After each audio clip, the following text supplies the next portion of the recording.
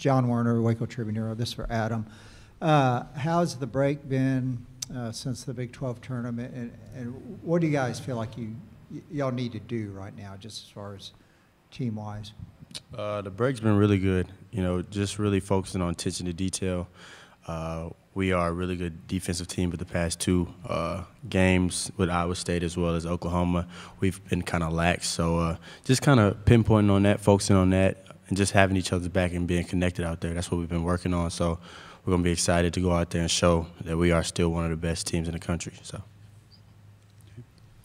secured me in the sense of just continue to coach me. My last year I played for an AAU team, Adidas Uprising team, and Stackhouse Elite. But wasn't highly recruited coming out of high school, didn't have a Division I offer other than at the end with Presbyterian College. So, you know, it's a dream come true to be able to play with these guys, March Madness. You know, last year we were able to win the national championship. So just to be able to go and be a part of this journey again and strive for that is amazing. So I'm glad to be here. Okay. Middle to the right. Adam, off of that, how much do you take kind of that experience and knowing what those mid-major college basketball conferences are like when you go into a game like this against a really, really good mid-major in Norfolk State? Oh, yeah, I definitely have a lot of experience with that. Us being, when I used to play at Presbyterian, we were a really good mid-major, and knowing how competitive, knowing how much of an edge mid-major teams have is definitely helpful, being a leader that I can communicate and just know that we're all going to be on the same page and know exactly how important this game is for Norfolk State, but for us as well. Second row on the left. Kevin Longquist, Sikkim Sports. This question is for Flo. I know, Flo, that you've been asked about the increase in your time on the floor with the injury to Jonathan, but just how have you had to pace yourself pretty much since that first Texas game to where you are now so you can be as productive as possible? I mean, for me, there's no pressure at all. I mean, my teammates and my coaches give me the utmost confidence, and they basically just say, Flo, take your time with it. And what helps me the most is, like, they don't just always throw me in, like, you know, crazy situations, but just while practicing, having my teammates, you know, help me in certain situations and stuff, it just, you know, keeps me afloat. Second row on the right. Adam and Flo, how do you guys draw on last year's Hartford game in the first round of how you guys approach playing when you are a 1 seed, even if there is a slow start against a team that's coming out driven, trying to become that second 16 seed to pull that upset? Adam first and then Flo. Just kind of thinking back on last year, definitely we were able to pull away, but it was definitely a tough game. And always the first game is in any tournament, any start of the season. This is a new season for all of us, so it's going to be the toughest game in my opinion. So coming out there knowing that it's win or go home, it fuels us. So we're just excited to be able to go out there and win this first game. Flo, go ahead. I mean, just utmost respect for Norfolk. When I looked at their history, I mean, they've been very, very much dominant in a conference for the last 10 to 9 years. But I mean, with that aspect, we take every game seriously, regardless of who we play. And I just feel like tomorrow's going to be another, you know, good competition out there. Third row on the left. Hey guys, Jeff Kolb with Fox 4 in Dallas. From an overall perspective, what is, for all you guys, by the way, what is the biggest advantage you can take from the experience of winning the title last year, and what is the biggest challenge you've learned of having that target on your back from being the defending champs this year? Flo, you can get us started with that. I mean, as far as having a target on our back, I mean, that was something we kind of struggled with at the beginning. You know, it was kind of a lot of pressure, especially with that initial first game. But ever since then, we've just, you know, been focusing on ourselves, you know, just to be the best version of ourselves. And I mean, it seems to be working out, so we're grateful for that. Dale? I wasn't on the team last year, but I would say just having that target on our back. You know, every team we play wants to beat us, and they're going to give us, it's like their Super Bowl game, so they're going to give us their best every game, so we just got to come and play hard every game. So, I don't know, I just say every team gives us their best games. We got to come and play hard, just how any other team we would play. Adam? Just going back to just the journey and being able to play, being down halftime against Villanova, Wisconsin, those games, being able to have those opportunities and ability to just learn from those mistakes in a sense. Even though we won, we had a lot to improve on. So being able to remember that as well as having the same coaching staff is a huge blessing. So we have a lot of veteran guys that have come back, and I personally feel like a lot of the world doesn't really expect us to go far. So it was similar, in my opinion, to last year as well. So it's an exciting opportunity for us to, go out there and just bond as brothers and really just focus on ourselves.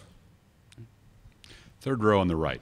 Yeah, Jack Allen with 25 News in Waco. Dale, I was just wondering what kind of advice you've gotten from Adam, from the rest of your teammates about this run, because you're one of the few teams that wasn't, or one of the few guys that wasn't on this team last year. I would just say, for my teammates that were in this position last year, they just tell me to, play with confidence, play hard, and just believe in myself and try and stick together. And that's all that we've been trying to do. Back in the front to the right first. Greg Worrell, the Dallas Morning News. It's for Adam. Just talk about how hard it's been to play through all the injuries this year that the team has had, and what kind of impact your two freshmen have made for you guys this year.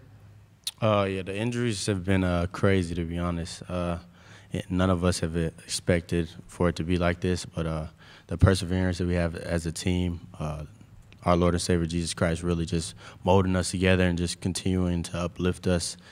It's been an amazing opportunity, and our freshmen, we don't really consider them freshmen, to be honest. The growth, the determination, the coachability that they have has really just been pivotal in how we've been winning, and they're just going to continue to help us, and they have a lot to show and prove, once we get out there. So. Okay. Back front row to the left now. Yeah, Flo, looks like they have pretty decent size up front. Can you just talk a little bit about what their big guys bring?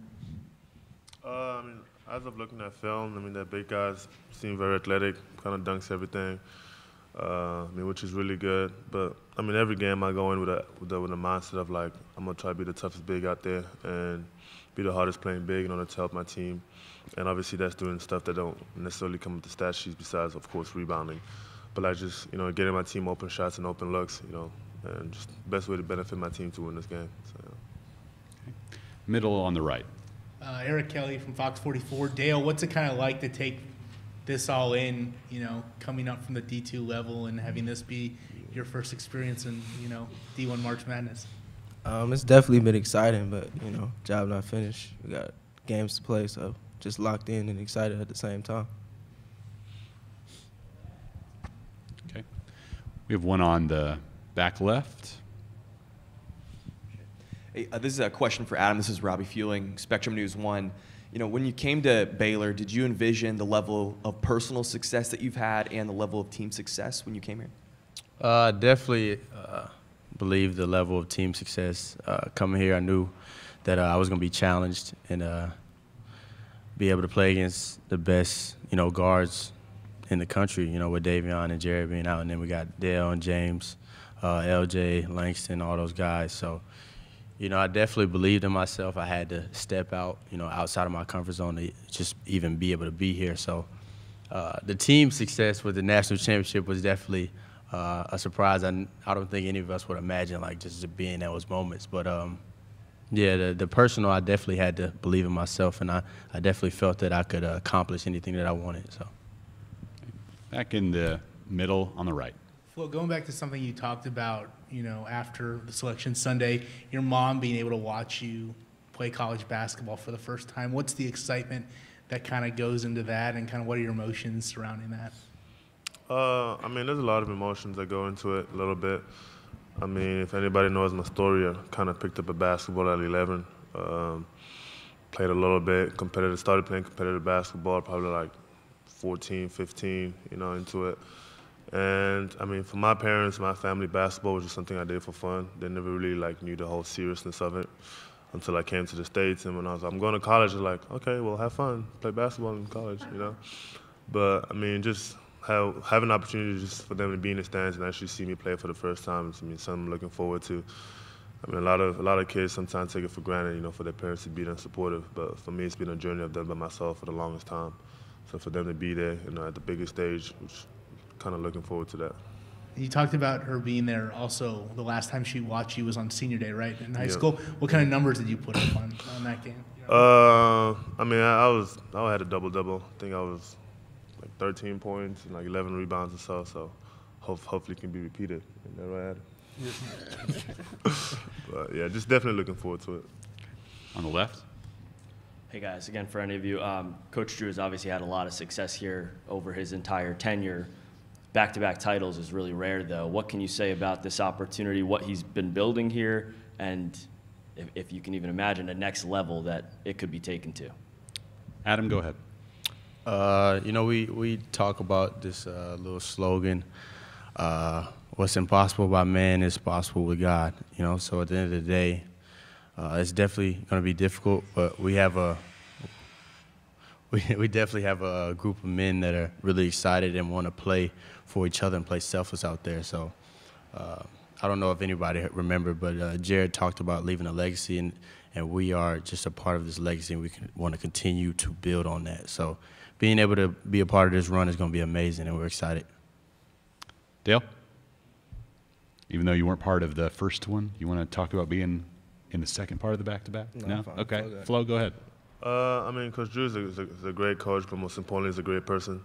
I mean, just his focus upon, you know, the type of guys we are off the court, and it's very huge. And that's also just talks about how that's one of the main reasons why I decided to come to Baylor. Just, you know, the intuition of helping me grow as a man and stuff. So, but I mean, as far as the basketball aspect goes, you know, he's a very nurturing coach, you know, who very much values our talents and ability to do stuff, and, you know, very much tries to understand also from the player side of things. But just overall, like Adam said, just all about making this legacy, because Coach Drew's always big upon, like, hey, you leave a legacy, you know, people always want to talk about it even when you're 50, 60, 70 years old. And we're just, you know, trying to be a part of that legacy. Anything else for the players? Okay. Men, thank you very much. Thank you, guys. Good luck tomorrow. Appreciate it. Take your placard if you want it. No. You take it? Yeah, absolutely. Yeah, well, you're that way. Well, you go back on. How you doing? Here's my costume. Good to see you here. We'll have you. Thanks, sir. We'll have you right here so you don't get crease in the banner. Take Flo and Dale's and just toss them under the table if you want. Thank you. I'll take them. Thanks. Okay. Scott Drew, head coach of the Baylor Bears, joining us now. We'll start with an opening statement, then questions in the room, and then if there are any on Zoom, virtually raise your hands and we'll get to you as well. Coach Drew. Well, we're definitely excited to be a part of March Madness, and it is different. Already you arrive and you see people, there's bands and fans, and the hotels are full, and it's a little different than the bubble and the year before when things were canceled with COVID. So people bring energy, fans bring energy. I know it's exciting to be back. Okay. We'll start front row on the left. We'll get a mic to you. John Werner, Waco Tribune Herald. Scott, having played a 16 seed last year, does that help in focusing this team, having already done that? Well, I think each and every year is different, but having returning players that have been and experienced what that's like to be a one seed hopefully will be helpful and beneficial. What makes March Madness is that those seed numbers don't matter, and coaches know that, and our players are definitely aware of just how good and talented Norfolk is. Okay.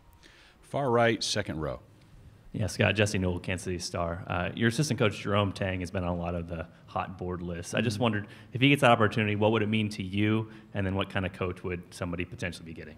Well, I think first and foremost, Coach Tang's had opportunities in the past, and people have seen that he does a great job and will be a great head coach. And the good thing is he can be selective. He's never just taken something for money or because he wants to be a head coach. When he feels called to go somewhere, he's going to go, and definitely will be exciting for us. Coach Driscoll, Coach Mills, Coach McCaslin have all had those opportunities and done well, and Coach Tang will do exceptionally well when he gets that opportunity also. No doubt about it. Third row on the right.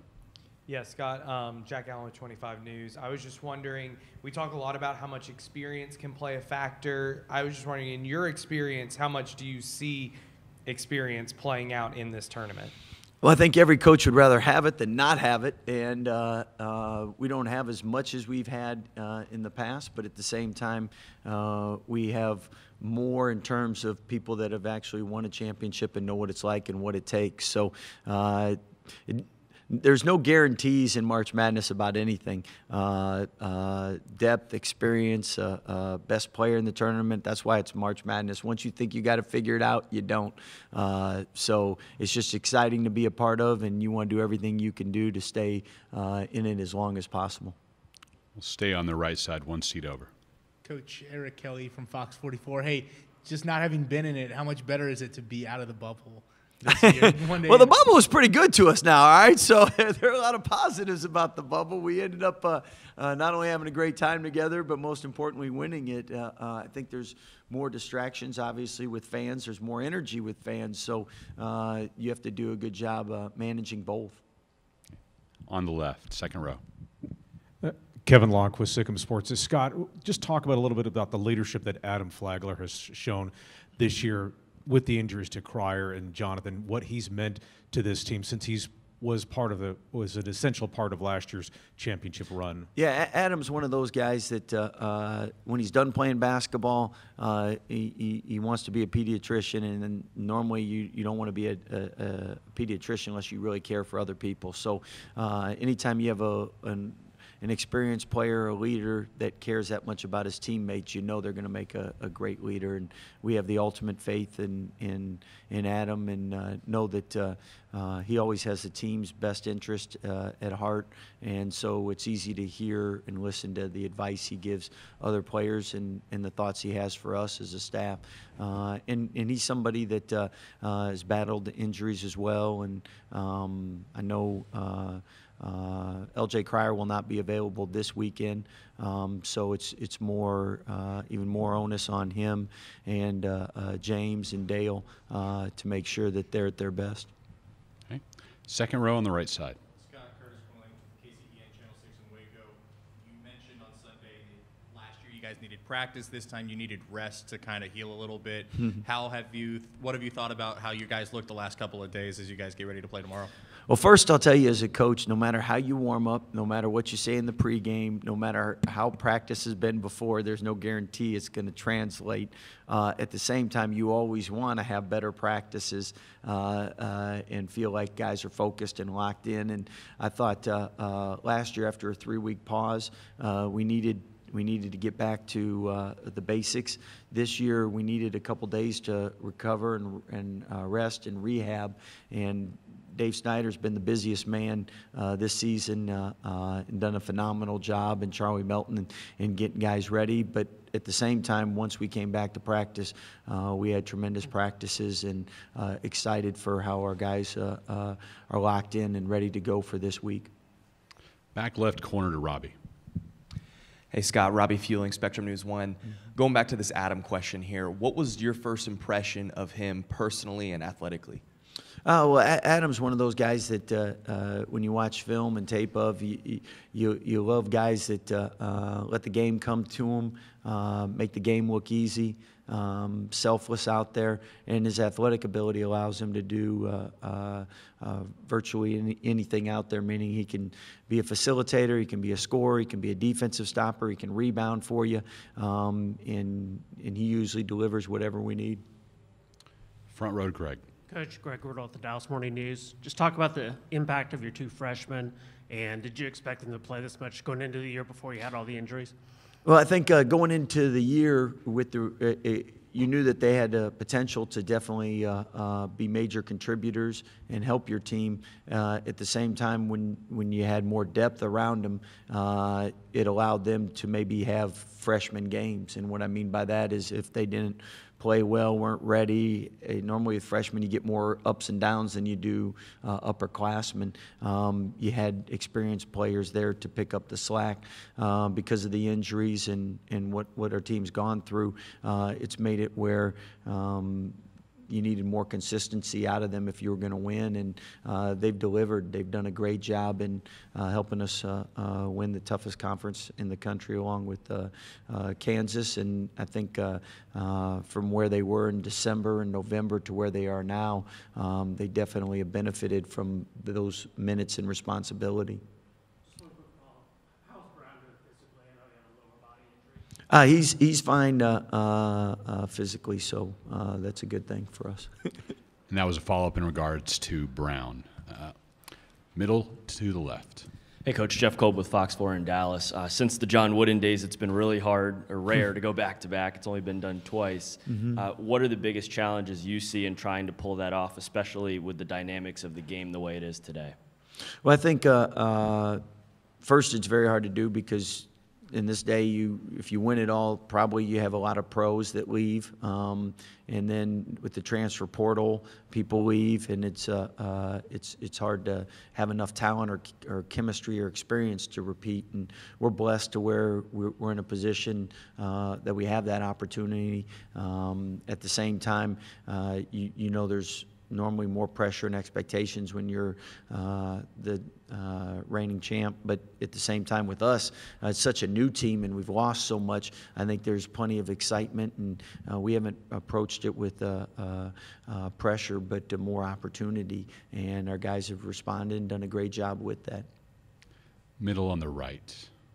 Coach, right over here. Just in terms of this team, is it one that's pretty good at self-motivating themselves, or do you feel naturally as a coach that you kind of have to give the rah-rah, hey, listen, 1 versus 16, doesn't matter, we got to come out and play? No, I think that this is a team that's more, they're hard workers. They're a quieter group, but they're self-motivated, and that's why we've been able to be successful. They're the ones that put in the work and gotten the stops and scored the buckets and gotten the rebounds. So they know what they have to do, and it's a group that prides itself on working hard and competing. Front row on the left.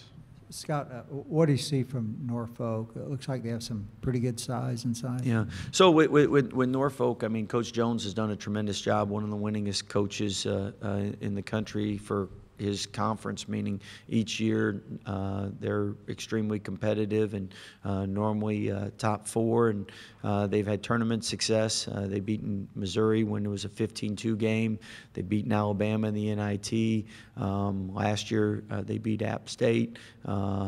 So it's a team that is used to winning, used to playing well. They got the Player of the Year in the conference with their point guard Bryant. And then if you like dunks and Sports Center dunks, they got a player that you'll want to watch film on. I think in the Morgan State game he had 4 dunks, I think, before the first media timeout, and Bankston's somebody that is really fun to watch if you like dunks and athleticism. Okay, we have about 5 minutes left with Coach Drew. If we have any other questions. Coach, just playing a 16 seed, have you talked at all about the years that you guys lost to Yale and Georgia State, just to keep them from overlooking this opponent? I think our staff does a good job of always making sure that they know what the competition is in the team you're facing, what their strengths are, and what they're capable of doing. And I think at the same time, that's what makes March Madness March Madness. I mean, everybody knows that there's upsets, and you gotta be on point, or you're one of them. So we don't spend a ton of time talking about our lower moments, but they're aware of them. Yeah. We have middle on the left. No? I know this is a big picture question. You're focusing on one game, but obviously you've had a lot of success over your tenure here with Baylor.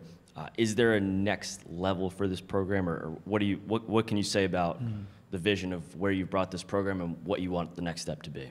I think every coach wants consistency, and if you look at it, there's only 2 teams in the Power 5 that have won 18 or more since 2008, and us in Kansas. And I have so much respect for what Coach Self's done at Kansas, and that's consistency. I think if you look at 3 years ago, we were going to get a #1 seed, so that's 3 straight years with a #1 seed. Only Gonzaga, Baylor, and Kansas had done that since 2010.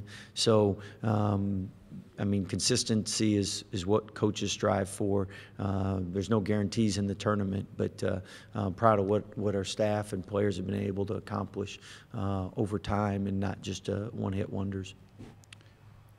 When we had Coach Smart in the room, he mentioned that he had looked at the possible sites for these first round, thinking that he might be able to get back to Texas. At what point did you see that Fort Worth might be a possibility and the great home court advantage you're likely to enjoy tomorrow? No, we saw it a lot sooner. We knew that in December. So that's why you want to do well during the regular season, so you have an opportunity to play in front of your family and fans. And we have that in Fort Worth. It was great to take a bus trip up here rather than jumping on an airplane. So really excited to be here. Okay. Anything else for Coach True? One more front, second row. Jerry Hill, Baylor Bear Insider. Scott, you mentioned that LJ wouldn't be available this weekend. Is there a chance you get him back the next weekend? And then can you also talk about what Dale has done just in terms of filling in that role? There's always a chance, and basically it's something where the doctors have cleared him. So it's up to pain tolerance, and over time everything heals. So if he walks in, says he's ready to go, it's a go. When I can't play him is when the doctors or trainers say you can't. So, and he's a tough kid. So I know if he can go, he'll go. Dale is somebody that has really defensively done a tremendous job all year long, and offensively he's really talented. Last game he showed some of that, and in practice I mean, he's somebody that routinely knocks down shots and can finish at the rim. He scored all 3 levels. He was a 40% three-point shooter last year. So I know statistically he hadn't shot it the way that he's capable of, and but we have confidence in him, and when he shoots, we think it's going in. And again, defensively, he's been tremendous, and offensively, he doesn't take bad shots. He's a ball mover, and he's a great teammate. So he's done a great job. And some games when we were healthy and he didn't play, he's tremendous on the bench. And then other games where you need him, and he's played a lot of minutes. He's been outstanding. So that's really hard as a player, from not playing to playing major minutes and being able to be a great teammate through it all. Coach, thank you for your time. Good luck tomorrow. Thank you.